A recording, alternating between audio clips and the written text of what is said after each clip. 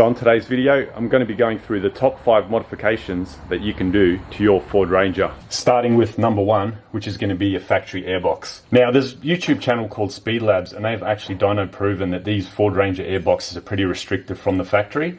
So going from the factory to an aftermarket airbox or to even a pod filter can see you gain anywhere up to 5 horsepower in performance just from that simple modification. Now I believe a lot of that horsepower is actually lost through the factory restrictor that's attached to these. So I've already covered this in a previous video, and I'll throw that video up in the top right hand corner. But simply taking the airbox out, removing that restrictor and putting it back in, I believe it'll open it up a little bit more and give you much better flow than what it is in its factory configuration. Modification number 2 is going to be your intercooler. Now the factory intercooler on the Ford Rangers are absolutely rubbish. It's only a matter of time before they blow out the seals in the end tanks and leave you stranded on the side of the road in limp mode. So I would highly recommend you upgrade your intercooler to an aluminium aftermarket one. Now there are many types available at the moment that I've found on the internet. You've got, China spec ones starting from anywhere from, I think it's about $280 up to your top of the range Plasma Man ones that sort of range up to $1,500. I personally run a Forefront Industries one, as you can see here.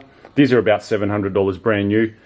This is not a sponsored ad. I just simply found this one at the Wreckers pretty cheap. I put it on, and the intercooler is very, very good. Like I rate it very highly. I noticed increase in performance straight away. Like the car became a lot more responsive as soon as I pretty much put it on. Prior to this, I went through about 2 standard plastic intercoolers before I upgraded to the aluminium one. So save yourself the trouble and just replace it to an aluminium one straight away, and you won't have to go through the actual headache of replacing it down the track. HDI Performance have actually done back-to-back dyno runs with their intercooler.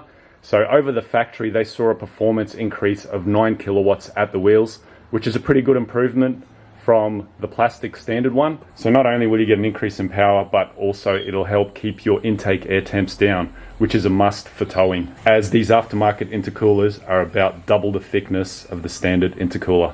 Modification number 3 is going to be your suspension. Now the factory Ford Ranger struts aren't really that good.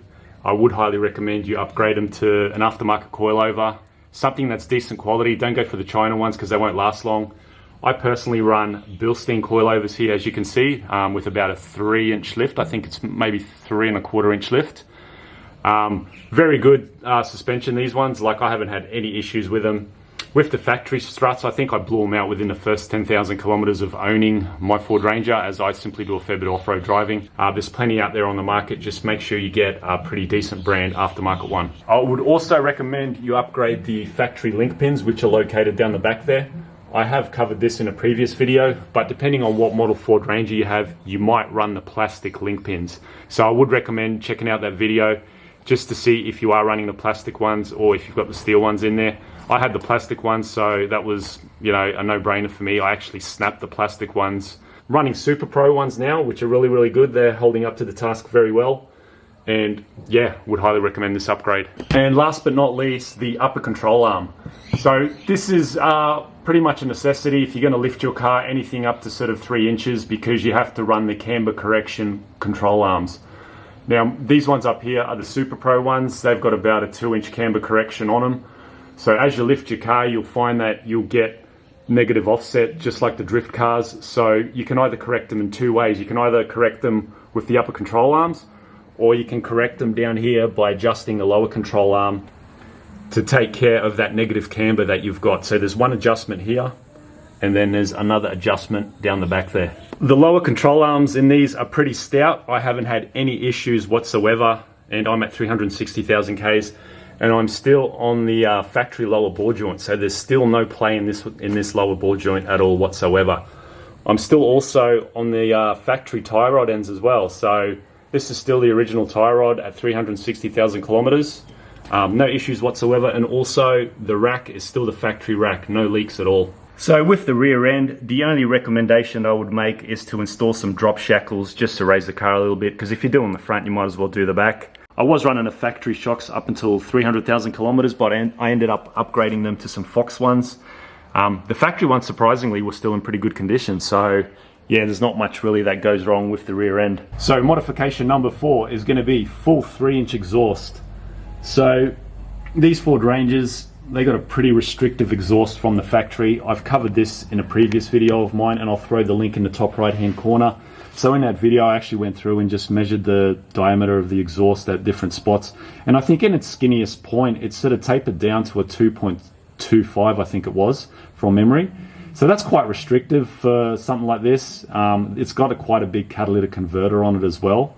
So yeah, we definitely recommend going to a 3-inch with a high flow cat. Now I say high flow cats because obviously everyone's that's running a lifted Ranger, it's quite easy to sort of jump in underneath and have a look. So if you do get pulled over by the police or the transport authority or whatever, you know, it's going to be quite easy for them to jump in underneath to see if you are running a cat.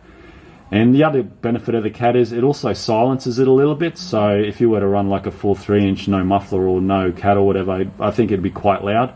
But if you do run the cat, it does silence it quite a bit, I think. So modification number 5 is going to be your EGR blanking. Now I've already covered this in a number of videos previously, so I'm not going to go into too much detail in regards to the benefits of the EGR blanking, but there are a lot of them. So I've already done all the testing on my own car over a decent amount of kilometers with the EGR blanking, and I've got nothing but positive results to say about that. So I just want to finish up by saying, with all those modifications that I just covered in this video, you should see an improvement of up to 30% on horsepower and 30% on torque. So I've actually proven this on the dyno. I did throw this car on a dyno and it made 120 horsepower and just over 300 Newton meters of torque at the wheels. And that's on a factory map. So keep in mind, totally stock tune, just as it came out of the Ford factory. Motor is still sealed, never opened. Gearbox is still sealed, never opened. Diff is still sealed, never opened. And those were the results that I got. So this is just the 2.2, but 3.2 exactly the same. You should see the same sort of horsepower improvement when you go with those bolt-on mods as I covered in this video. So thanks for tuning in. Hope you liked the video, and I'll see you guys on the next one.